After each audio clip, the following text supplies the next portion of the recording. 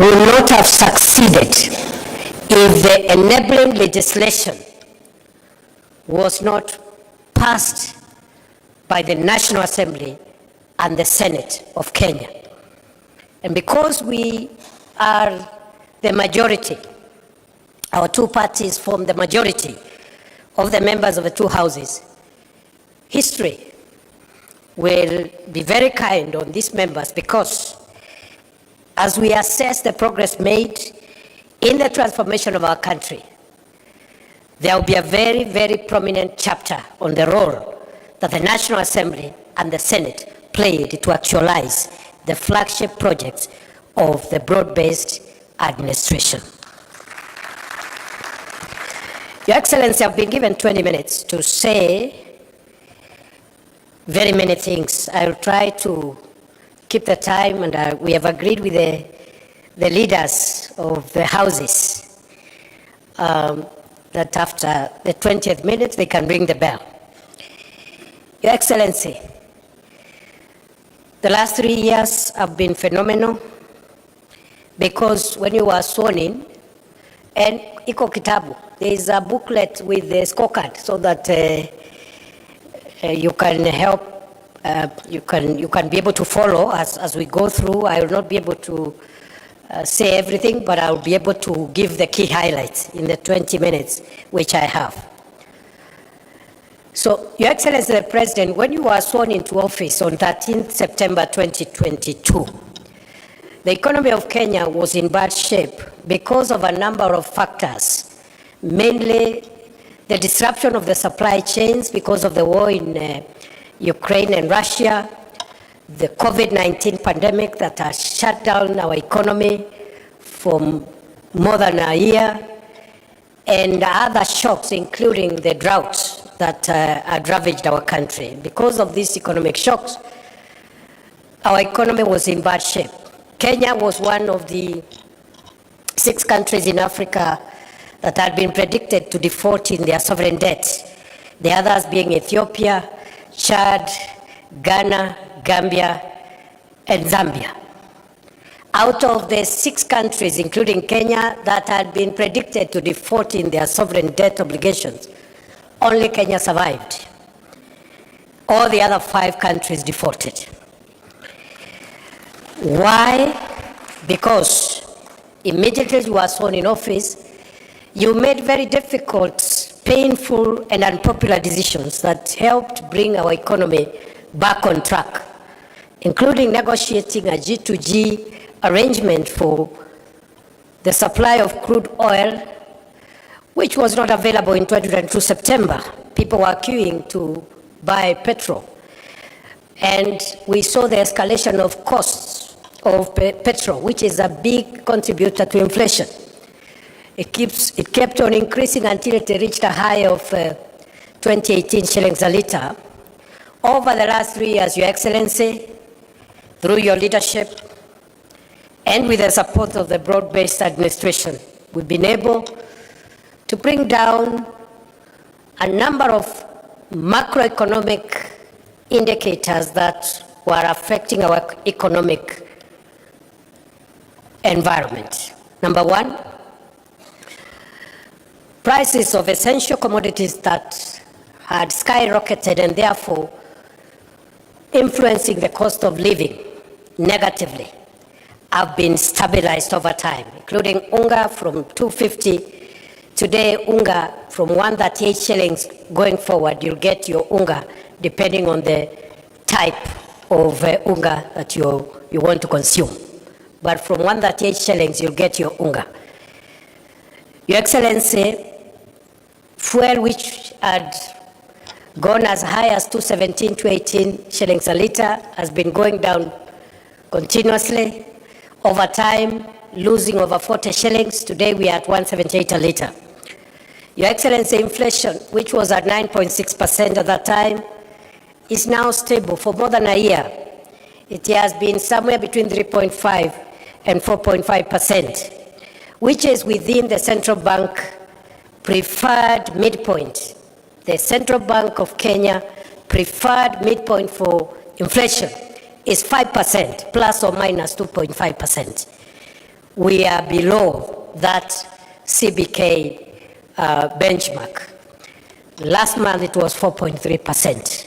Again, congratulations, Your Excellency, because inflation, low inflation, and keeping inflation stable and low is one of the macroeconomic foundations on which our economy is going to be built going forward. Your Excellency, the exchange rate, the shilling was losing value every day. Over the last almost 1.5 years and more, we've been able to keep a stable exchange rate at 129 shillings, down from 165, 162, 165 shillings in 2022. Your Excellency, congratulations. The Kenya shilling now has been rated as one of the most stable currencies in the world. The top 6 stable currencies in the world, the Kenya shilling is in that list.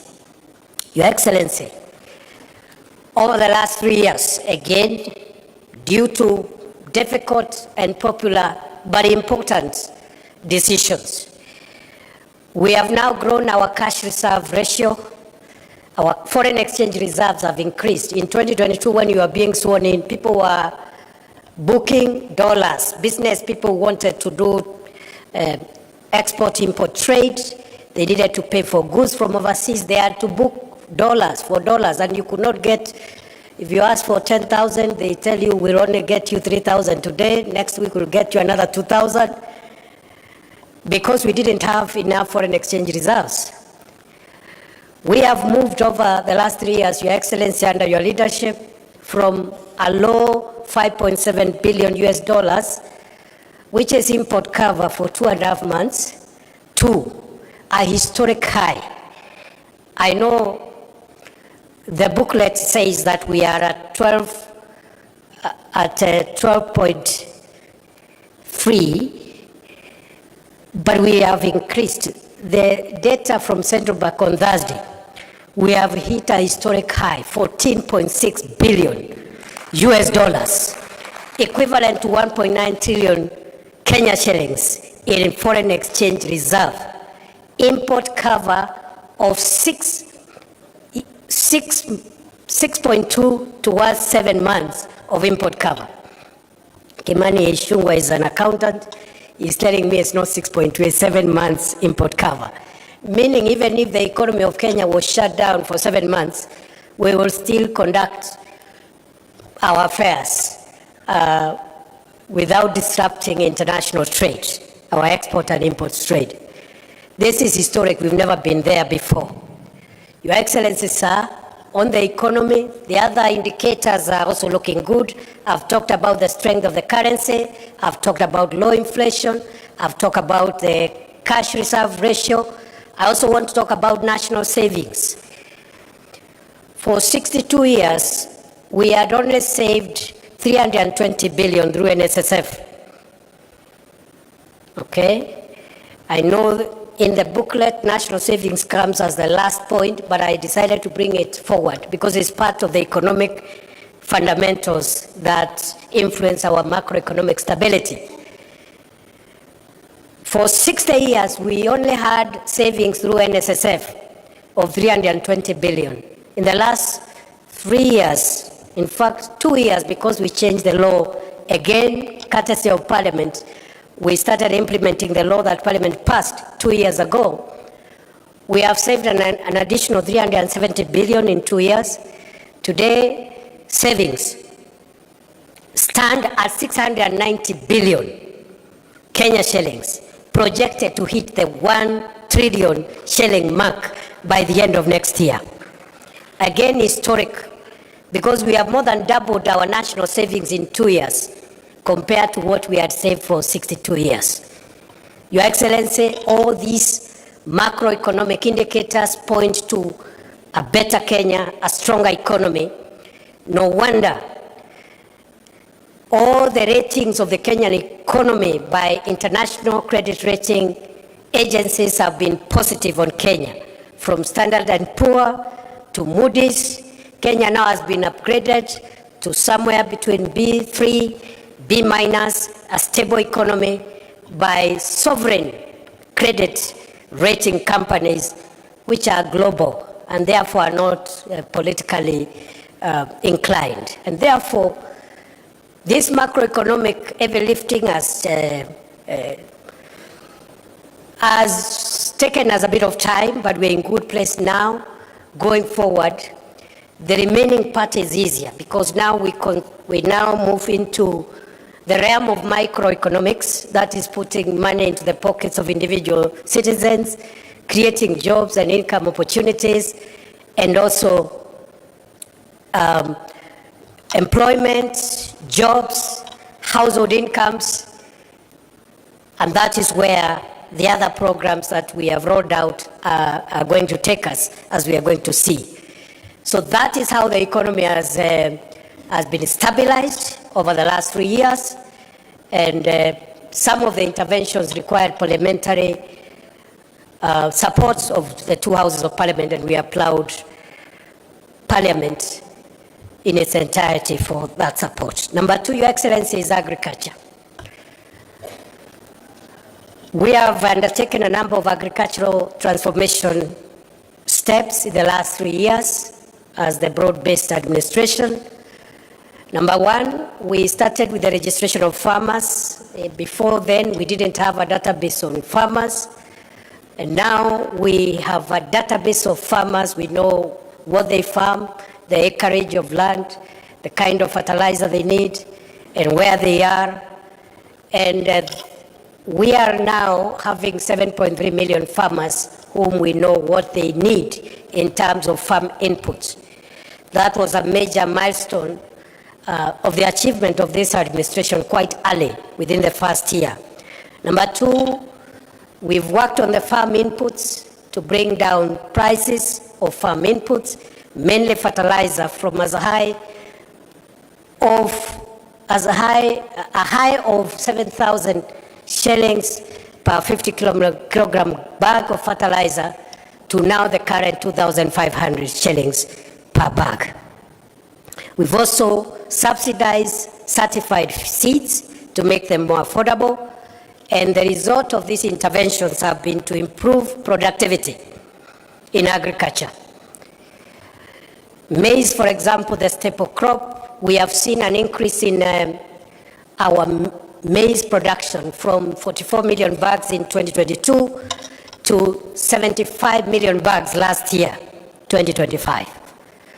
We have also seen the increase in terms of income and returns on coffee from an average of 60 to 70 shillings a kilo.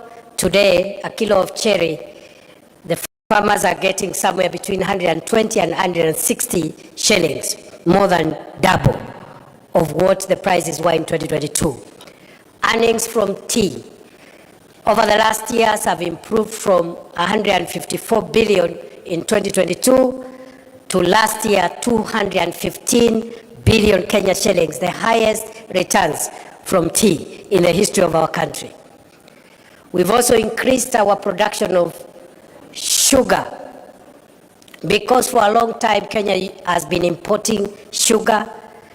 Your Excellency, you recall more than 20 years ago when you were Minister for Agriculture, you still used to lead Kenya's delegation to Zambia to negotiate for COMESA safeguard measures so that we can get sugar imported into Kenya. In the last 3 years, Your Excellency, through your leadership, we've been able to reduce the imports of sugar by over 70%.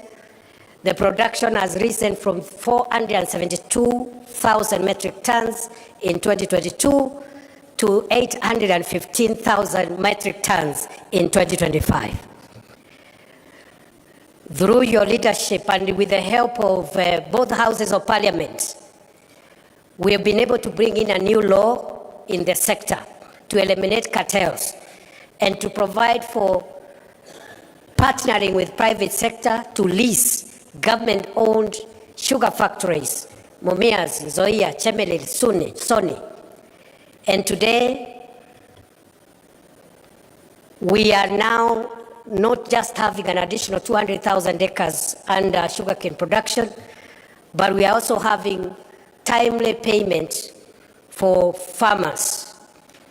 of course, at better prices, from 3,500 shillings per ton to the current 4,500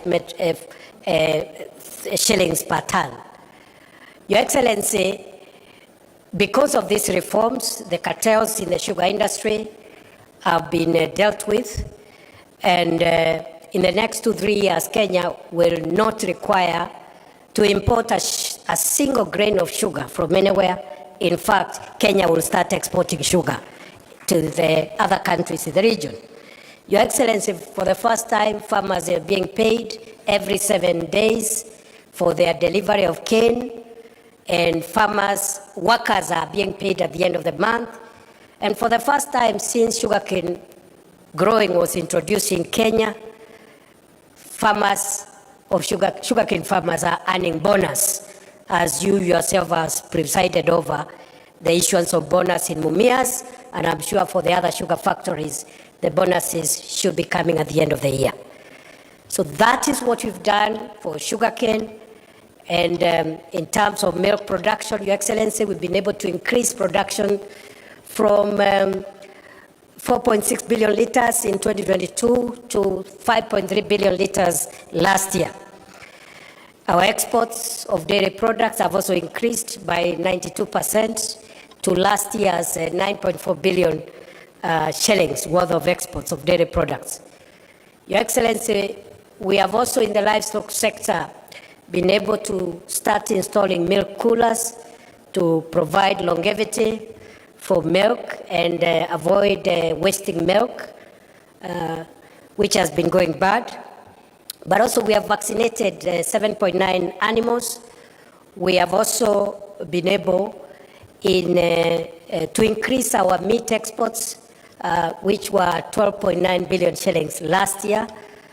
And we are also almost completing the Kenya Leather Industrial Park in Kenanie, which will bring value addition into the livestock sector and make more income and returns for pastoralists and livestock keepers.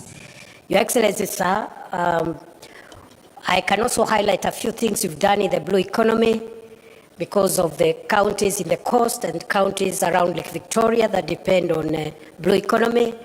We are building fish landing sites from Waepe near Lungalunga all the way to Mokowe in Lamu, Kipini, Kichwa Chakati in between, and we are also giving grants to beach management units. We've already disbursed 3.2 billion shillings to beach management units to support fishermen. We are buying boats. The small boats are already in place. What is being procured now are the high sea or deep sea fishing boats.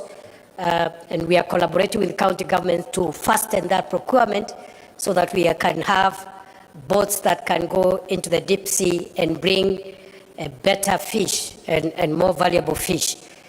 We are also, we've completed the Shimoni fish port, 2.6 billion shillings. We've completed a big mariculture center in Shimoni at 1.4 billion. We are building Kabonyo Aquaculture Center of Excellence around Lake Victoria, 1.3 billion. We have landing sites around Lake Victoria from Migori all the way to Mukoba in Busia, and all the other places in between. We have finished the Paya in Homa Bay, the fish markets in Homa Bay, the fish market in Kidongo in Mombasa. We have also done the lab, fish quality lab in Mombasa. It's almost complete, and the one in Kisumu is also 55% complete.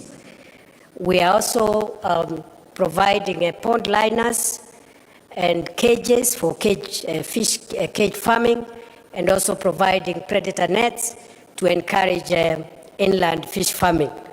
So, Your Excellency, I know that booklet has omitted that blue economy thing, so we'll improve and maybe, because that's an area also we've done very well. Number 3, Your Excellency, universal health. Universal health, Your Excellency, when you came to office, the first thing that this government did was to promote primary health care by employing community health promoters, 107,831 of them, who continue to be our foot soldiers to encourage people to live well, to try and detect complicated diseases before they become chronic, like diabetes, sugar-related diseases, pressure-related diseases, in partnership with county governments. I must also thank Your Excellency, the same way I thank the members of the National Assembly and senators. I must thank the governors of the Republic of Kenya, because they have supported every program where we have partnered between the county governments and the national government. There has been zero resistance, there has been zero politics, because we are used to the past politics of fighting devolution, and any input from the national government to the county governments has been embraced by the county governors and the county governments wholesomely. I commend the county governors of Kenya for their patriotism. Your Excellency, under universal health care, as of this morning, we have registered 29.8 million Kenyans into Taifa Care, which is historic, because we are coming from 7 million shillings, 7 million Kenyans under NHIF. You can imagine from 7 million to 29.8. I think in the next 2 weeks we will reach the 30 million mark. I can see the governor of Mombasa. Mombasa continues to lead. As of this morning, 932,000 residents of Mombasa out of 1,190,000, 78% are enrolled under Taifa Care. I see the other governors are trying to incite me to also mention, I will not name them, but the top 5 counties, for purposes of record, is Mombasa, followed by Bomet, followed by Elgeyo Marakwet, followed by Kirinyaga, and Tharaka Nithi closes the top 5. Your Excellency, it's only that we are in a formal meeting. I would have asked that question.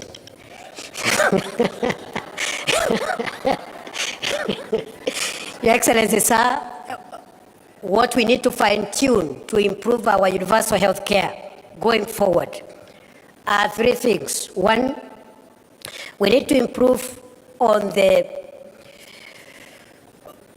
health commodity supply chain. There are still a few gaps in the health commodity supply chain system.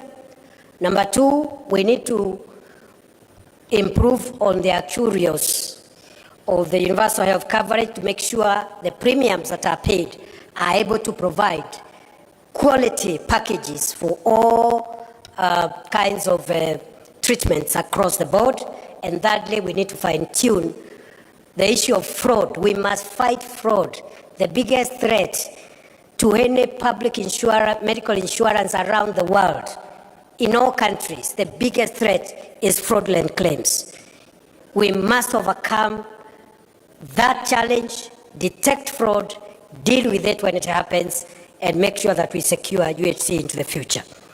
Your Excellency, in terms of equipment, we are under the National Equipment Support Program, which all counties again have signed to.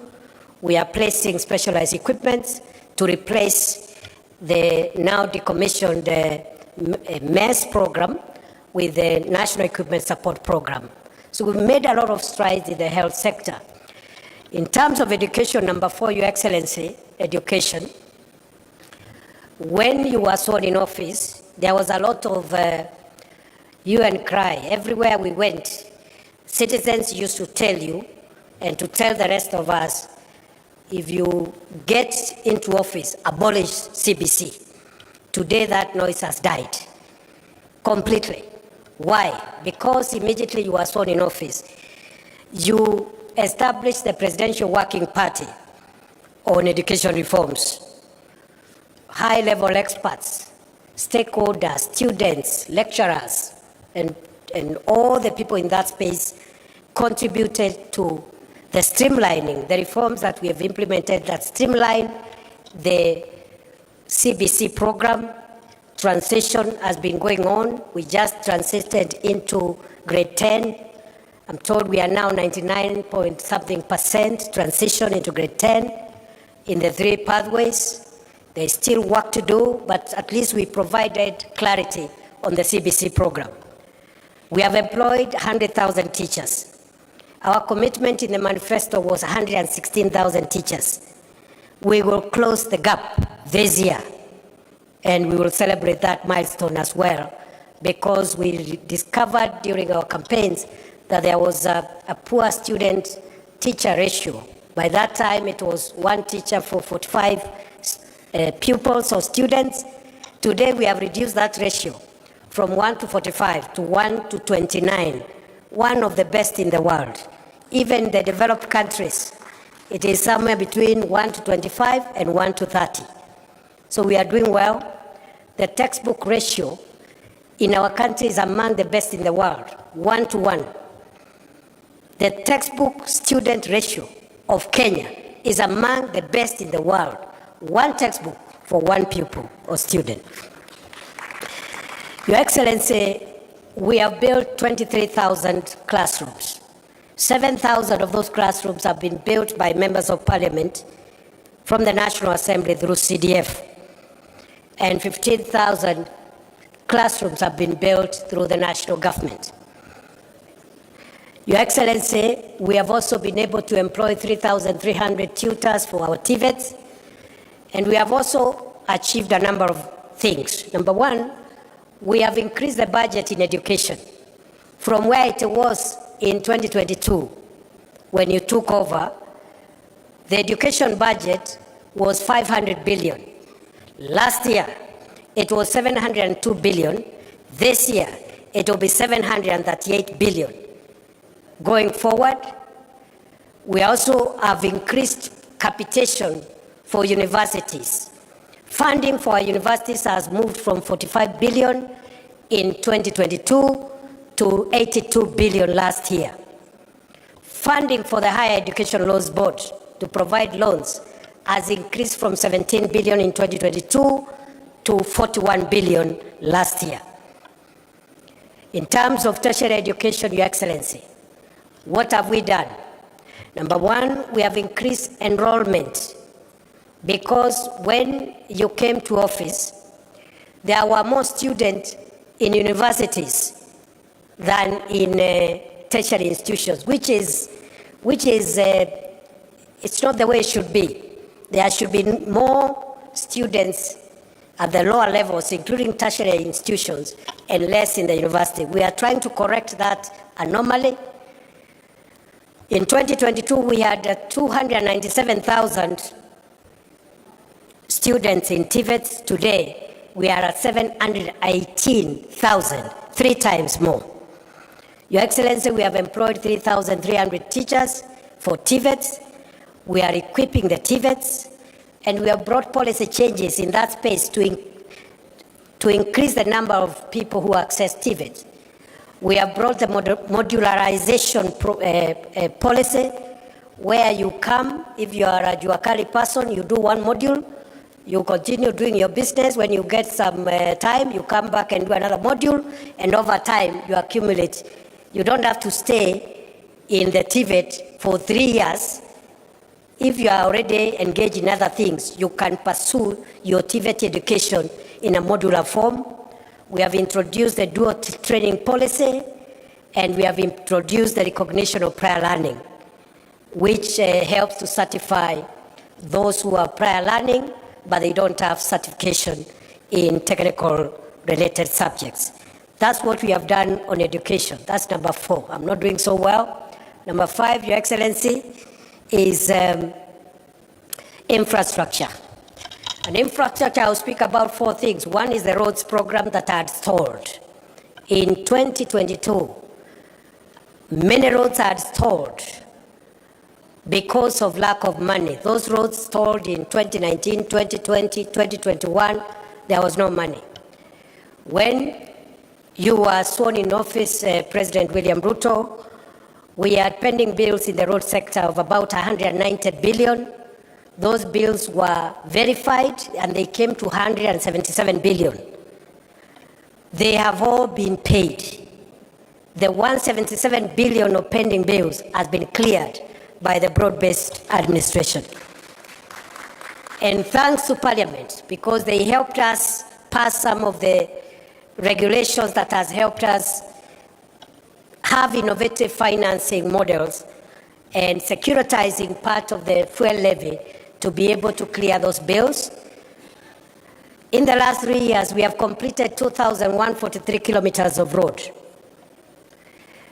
With the clearance of pending bills, 6,000 kilometers of new roads or stored roads, which are stored, 6,000 kilometers are now being built across the country. And Your Excellency, as I travel around this country, I really get impressed.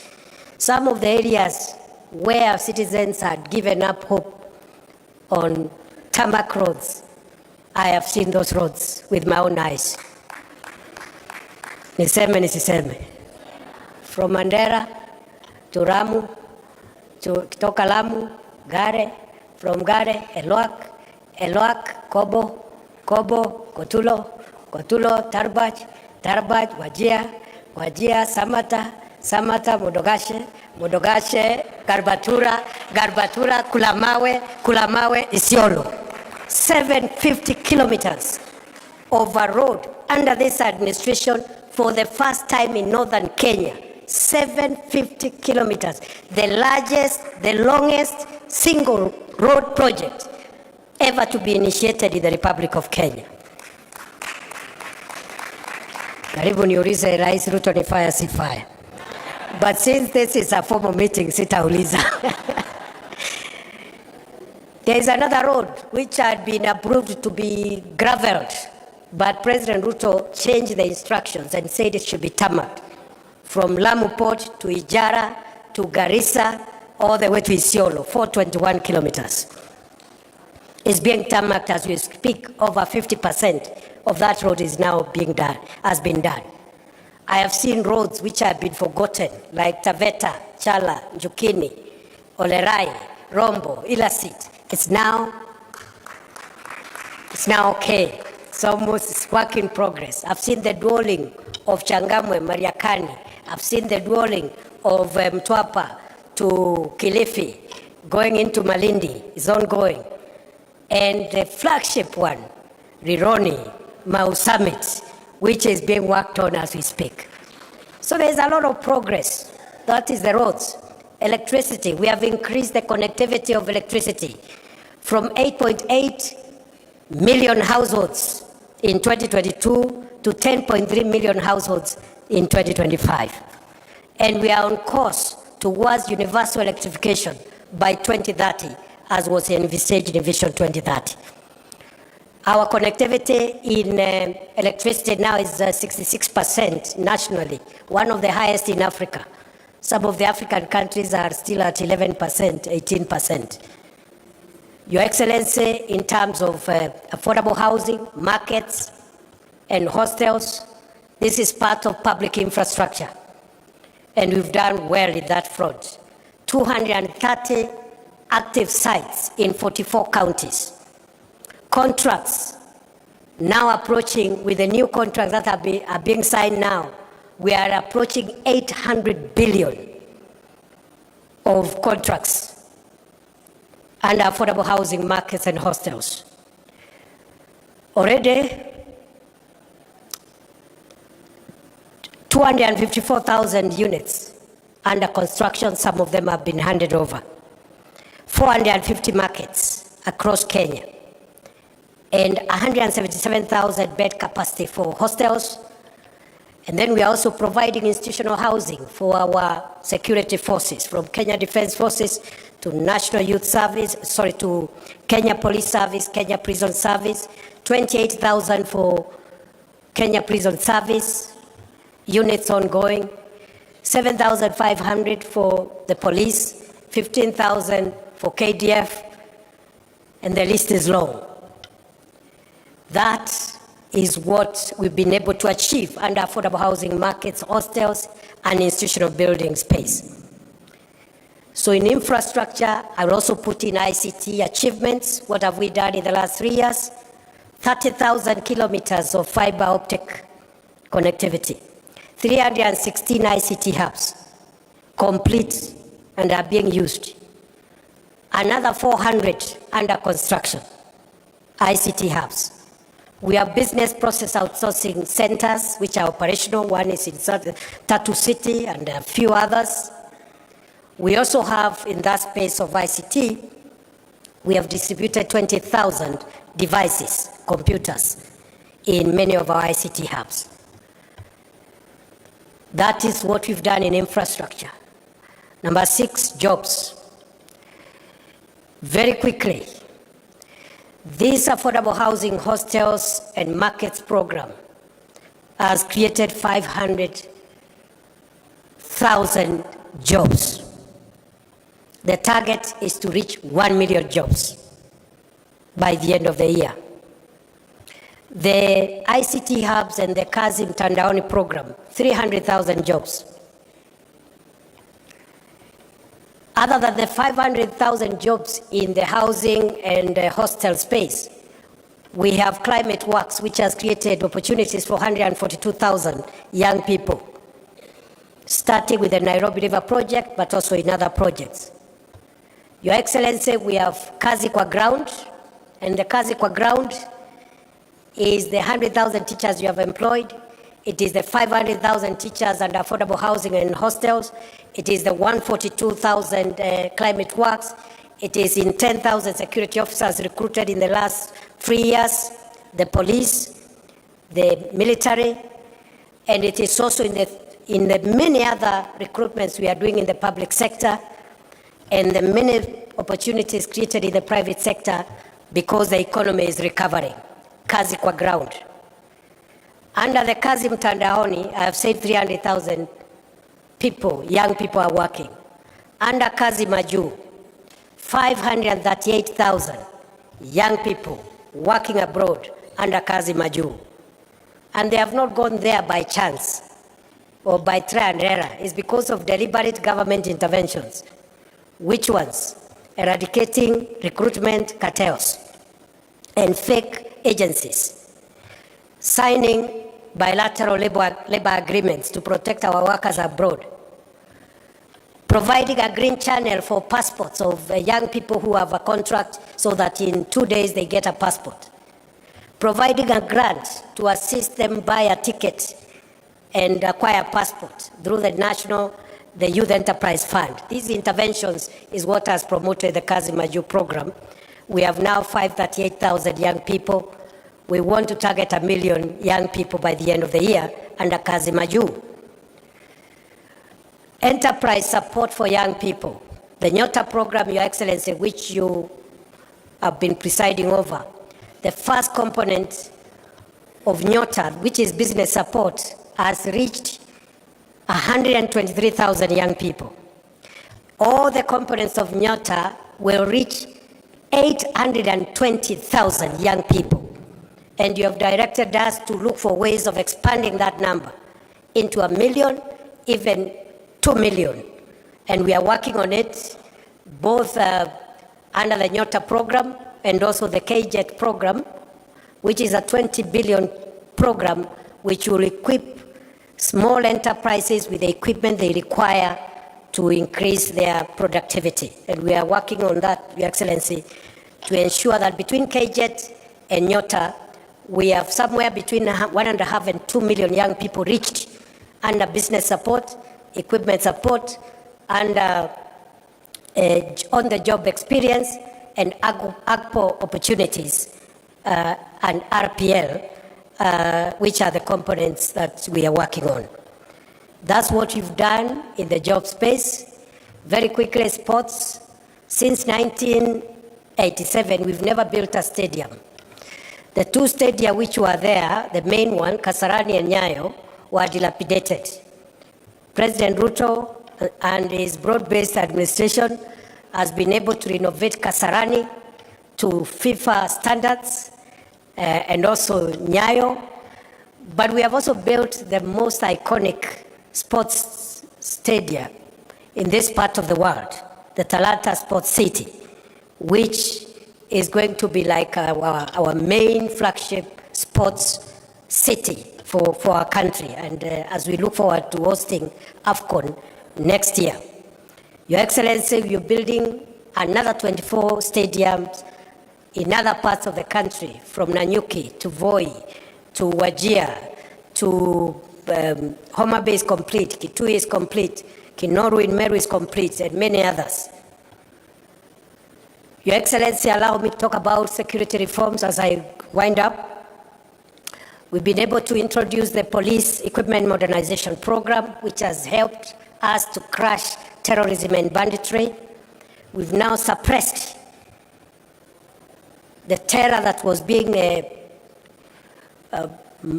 visited on many people because of terrorists, extremist groups, and bandits to a big extent because of the Police Equipment Modernization Program, a 20 billion 5-year program that has already, I think, spent over 13 billion shillings under your leadership.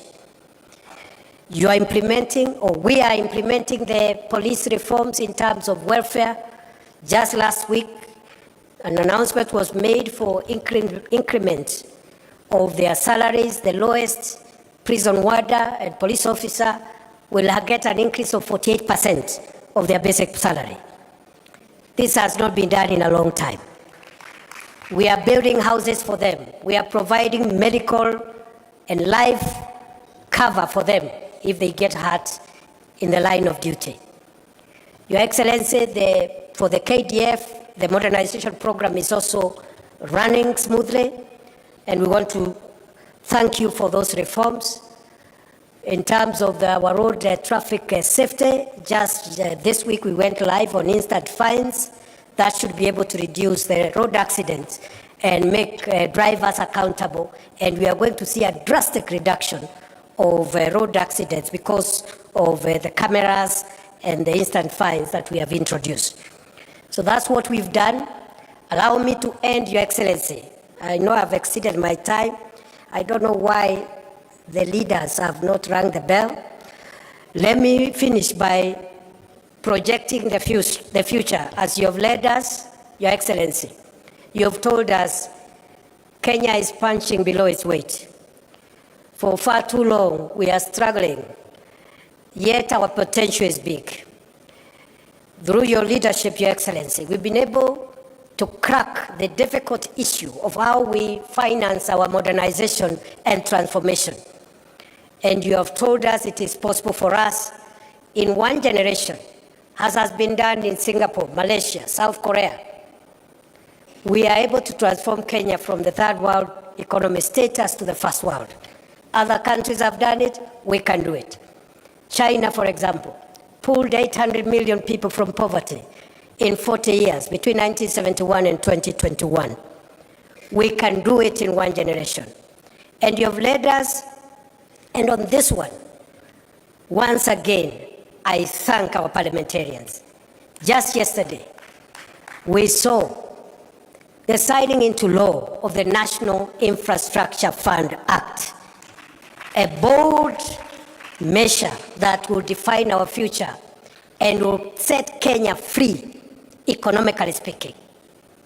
We put in resources there, government resources, private sector resources, so that when we sell part of the assets we have, the money does not go to salaries and recurrent expenditure, as has happened before. We sold Safaricom in 2008. We don't know what we use that money for. We've sold Kenya Airways shares before. We don't know what we did with that money. We've sold Kenya Re before. We don't know what we did with that money. The money now we are offloading from some of our assets goes into this fund to define our future. More roads, 28,000 kilometers of new roads, 2,500 kilometers of dual carriageway across Kenya. We extend our railway from Naivasha to Narok to Nyamira, Kisumu, all the way to Malaba. We do our roads, as I have said, another 28,000 kilometers of road. We build dams and harvest water and get away from the shame of hunger 50 mega dams, 200 mid-sized dams, and 1,000 smaller dams. We also increase our energy productivity by 10,000 megawatts, because currently we only produce 3,300 megawatts. We need 10,000 megawatts so that we can power our industries into the future. Time has not allowed me to talk about CIPes and special economic zones, which we are constructing. Your Excellency, I thank you. I stop there, and I apologize for exceeding the 20 minutes. Thank you very much. A warm clap for His Excellency the Deputy President. With all that said offhand, congratulations, Your Excellency.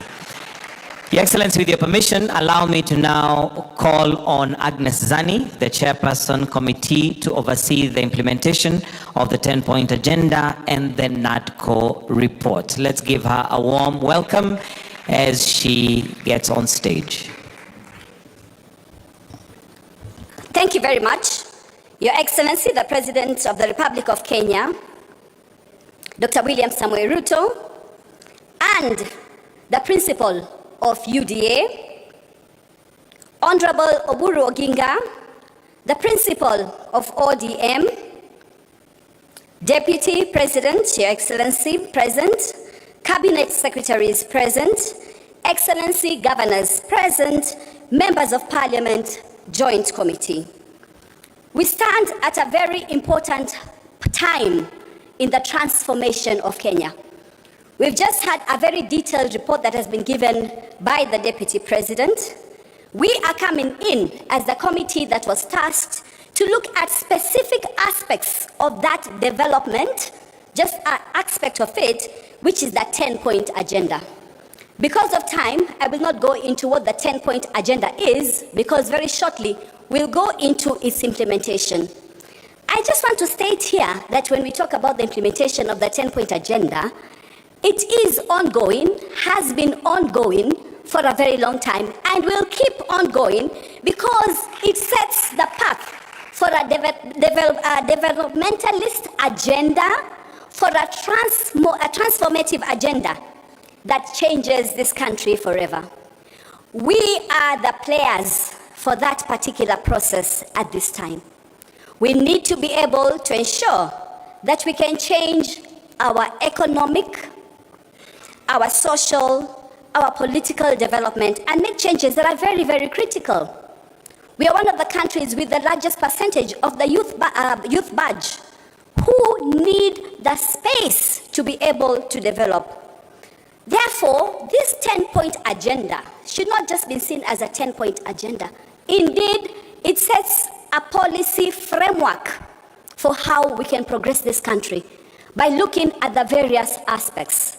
We're looking at aspects of job creation, for example, and youth employment, financial extension, infrastructural development. And it's very, very important, as the Deputy President has said, that we've been able to put into place the National Infrastructural Fund, which will help us put our funds together, maintain and pool our sovereign wealth funds, use public-private partnerships to make these changes. Why am I mentioning this? Because this is a significant change. Once we have infrastructural change across the board, all these other deliverables will fit into place. Other countries have done it. Why can't we? Nigeria has this sort of fund, started in 2011, Ghana 2014, we have India 2015, and Canada also has this particular fund. So it is possible for us to make this progress.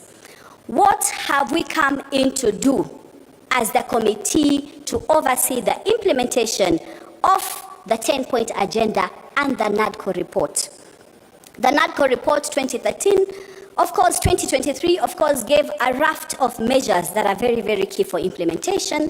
And then from the MOU that was signed on the 7th of March 2015 by Your Excellency the President and the late Raila Amolo Odinga gave 10 specific points. These 10-point agendas were not in vain.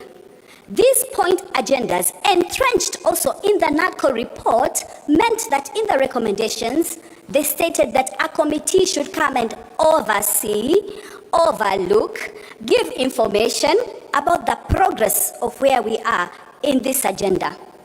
Therefore, this committee, by virtue of that role, became an overseeing committee of whom?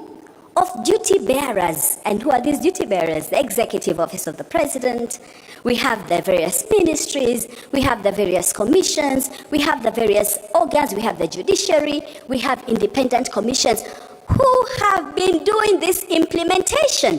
And this has to be very clear, because we cannot then say between August and now, what has happened to the implementation of the 10-point agenda?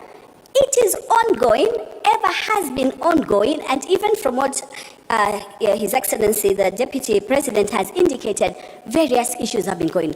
But we were given this impetus from a political point of view. So when people have asked, for example, but in this committee, are you replicating the roles, for example, of the Auditor General? The answer is no. We're just getting this data for specific issues which were of interest to the two political parties, ODM and UDA, in the MOU, the NADCO report, and 10-point agenda.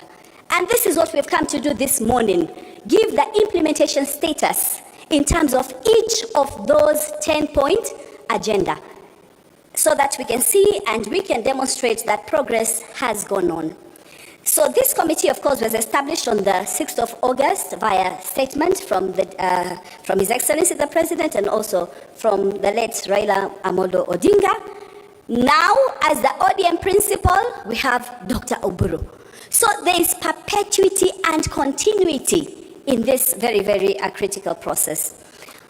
Through this, we've been able to engage with various stakeholders. We've had consultations with various stakeholders. We went through public forums throughout the various parts of the country to bring in this information, and we're about to deliver exactly that. Kindly allow me to acknowledge, with a lot of humility, the members of this committee. Could you please be upstanding so that you can be recognized? Members of the COINTEN, we call ourselves COINTEN, it's just an acronym of the committee overseeing the implementation of the NADCO report and the 10-point agenda. We have as just joint secretaries, Mr. Bore and Mr. Ongwen. Mr. Bore, Executive Director of UDA, Mr. Ongwen, Executive Director of ODM. On the far end, we have Mr. Javas Bigambo, who is the Vice Chair of this committee. We have Mr. Oguda, member. We have Honorable Fatuma Ibrahim, a member, and Mr. Kevin Kiare. Together, allow us now to present this report with a lot of humility. We have taken this as a national duty that is very, very key and very, very important in the trajectory of taking us into being completely developed country, following on various stages that we have passed through and what we need to be able to get to. So we then say, as a committee, this is a task that keeps going on. It is a task that is very, very critical for us. I'd like now to invite Mr. Javas Bigambo to take us through the specific aspects of the 10-point agenda, right through inclusivity, the debt issue, the issue of the youth and the youth badge, employment, and all the other issues. Your Excellency, we are very appreciative of this task that you've given us. Dr. Oburu, we are very appreciative of this task. We endeavor to deliver. We endeavor to ensure that this 10-point agenda works to transform Kenya once and for all. Thank you very much.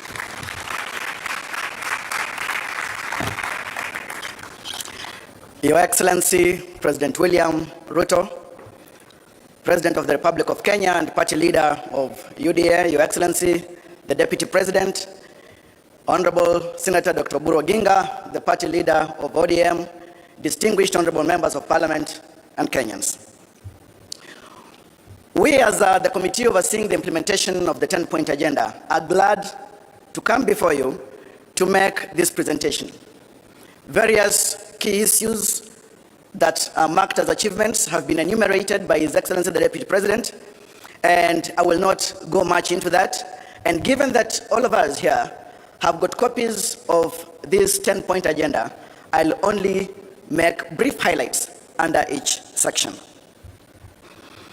The building of a nation is a project that never comes to an end, and that is why His Excellency President William Ruto has committed to put in place critical measures to ensure that Kenya moves forward, and as he has spoken numerous times, to move Kenya into a first world country within our lifetime. Kenya has experienced various political crises and challenges, and these challenges have led many times political leaders to come together to bridge the divide so that we get to have amicable solutions. And that's why the NADCO team was formed. It presented a report which was adopted by Parliament in February 2024, and later on to its implementation, and also following the challenges that bedeviled this country, we had UDA and ODM come together with a view to resolve some of the socio-political and economic challenges that this country has faced. The coming together between ODM and UDA was predicated on the signing of an MOU with a 10-point agenda, and these particular 10 points include the full implementation of the NADCO report, inclusivity in all spheres of public life, protecting and strengthening devolution, promoting and protecting the livelihood of the youth, leadership and integrity, the right to peaceful assembly under Article 37 of the Constitution, and compensation of victims of protests and riots. Fight against corruption, stopping wastage of public resources, protecting and promoting sovereignty of the people and the rule of law and constitutionalism. Those are the 10-point agenda issues. As the chair has indicated, the committee over the last 6 or 7 months has engaged with various implementing agencies, among them the Executive Office of the President, the Legislature, the Judiciary, county governments as implementing agencies, constitutional commissions, and independent offices. Ladies and gentlemen, there are a number of achievements that the committee has recorded, significant achievements on the implementation of the 10-point agenda. I will take just a few minutes to speak to them. The Parliament received 9 bills from NADCO, and various of these bills have been considered and at various stages of implementation and consideration by Parliament. So far, 3 bills have been enacted into law, including the IBC Amendment Bill 2023, and the Statutory Instruments Amendment Bill 2023, and the Ethics and Anti-Corruption Commission Bill 2023. Those have fully been implemented and no further action is needed. We have got 2 other bills that are under mediation, including the Elections Amendment Bill 2023 and Election Offences Bill 2023. IBC has been fully constituted and it's carrying on with this mandate. We have seen conducting of by-elections, and IBC also has commenced the process that will lead into the delimitation of boundaries, and it has laid out a clear time frame under which that will be done. The PBO Act that enables civil societies to solicit for funds and implement various social projects has been operationalized by President William Ruto's administration. Presently, there is also the process of legislation to harmonize bicameral relations to ensure that the National Assembly and the Senate get to work harmoniously for the greater good of the country. Under the entrenchment of funds into the Constitution, ladies and gentlemen, the Constitution Amendment Bill on the entrenchment of the NGCDF, the GAF, the Senate Oversight Fund, and County Ward Fund is under consideration by Parliament presently. The Court of Appeal has pronounced itself and determined that NGCDF does not violate the Constitution. Agenda 2 and its implementation, inclusivity in all spheres of public life. Key achievements, and I'll just make brief highlights because many of them have been stated by His Excellency the Deputy President. The launch of the National Policy on Ethnic Minorities and Marginalized Communities was done in 2025, December, by His Excellency the President. 500 million shillings scholarship program has been railroaded by the same policy. The same policy creates the Directorate for Minorities and Marginalized Communities under the Executive Office of the President. On economic inclusion, ladies and gentlemen, measures to reduce the cost of living, we have seen the fertilizer subsidy program, which has lowered the cost of fertilizer from 7,000 shillings to 2,500 shillings per bag, which has enabled many farmers to access this. There's 14% reduction in fuel prices and exchange rate gains, which has lowered production, and many Kenyans are now able to travel to work, production by various industries. The costs have gone down, a key success by the broad-based government. Ladies and gentlemen, there is presently the timely payment of social protection stipends by the government alongside salaries. This is done in a very timely way compared to how it used to be in the past, where there were serious delays. And then it has also been streamlined such that it has weeded out fraud. And in the past, many people who are able used also to fraudulently access the social protection funds. This has been weeded out.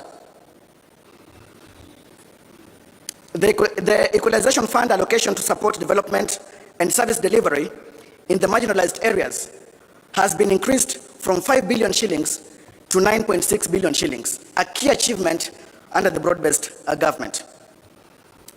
Inclusion in the health sector. The rollout of UHC by transitioning Social Health Insurance Authority has increased healthcare insurance from 7 million, as the Deputy President has indicated, to 29.8 million beneficiaries to date.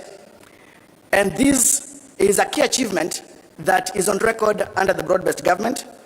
We have got the CHPs, 107,000 of them, 831 have been employed, and people now across all the villages and hamlets in Kenya access primary health care.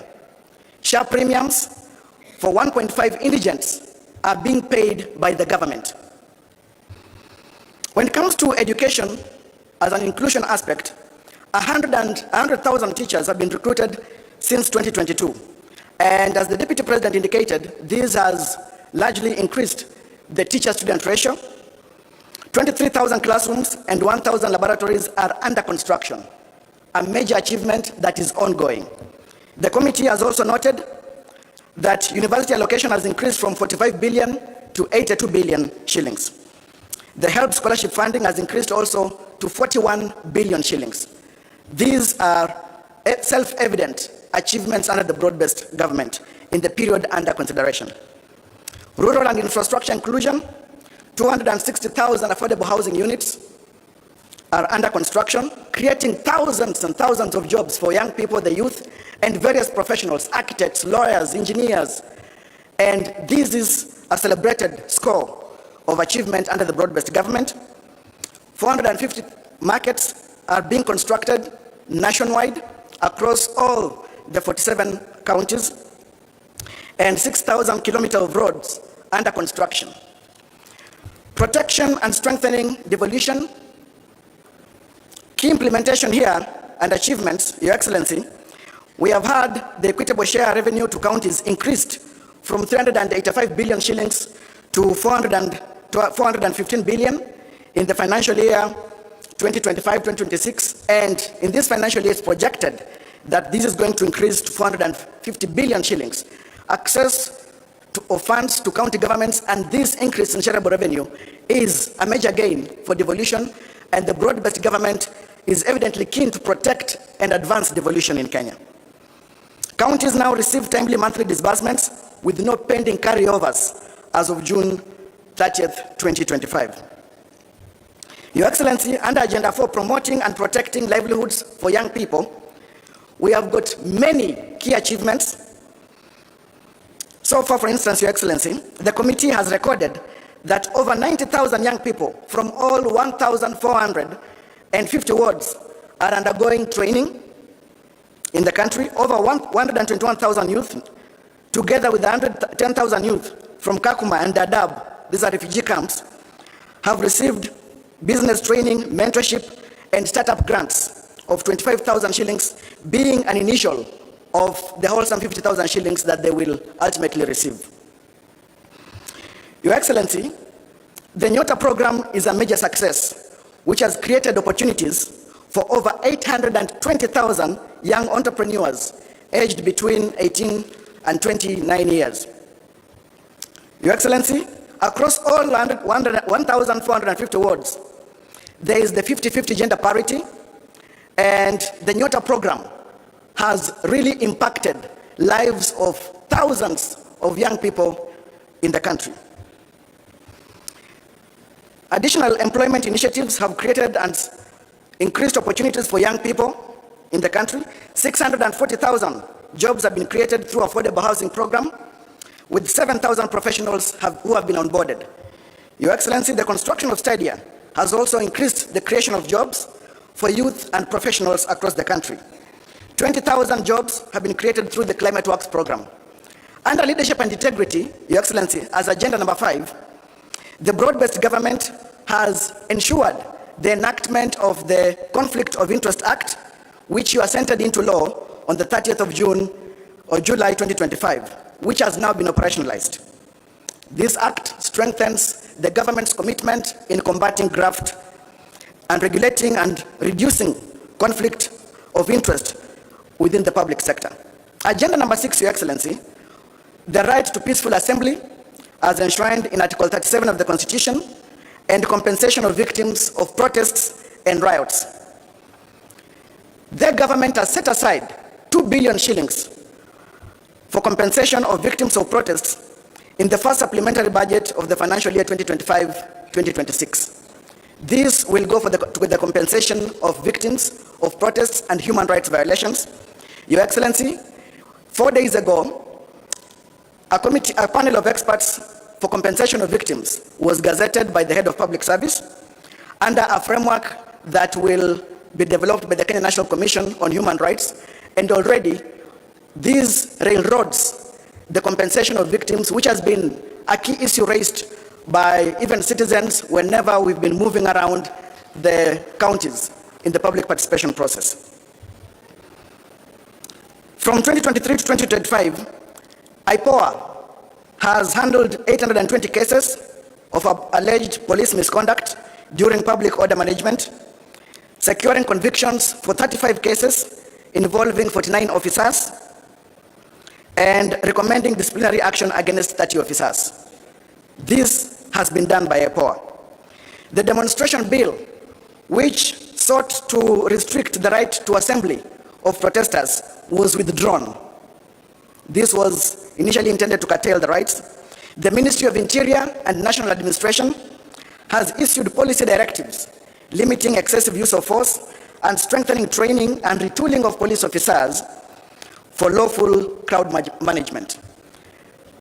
Agenda number 7, Your Excellency, national debt.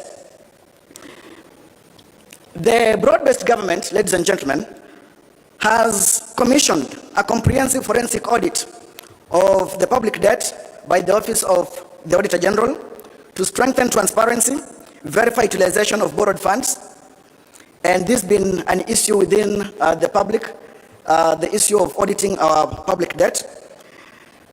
The broad-based government as well has reduced reliance on external borrowing by exploring innovative financing mechanisms. And just yesterday, Your Excellency, you signed into law the National Infrastructure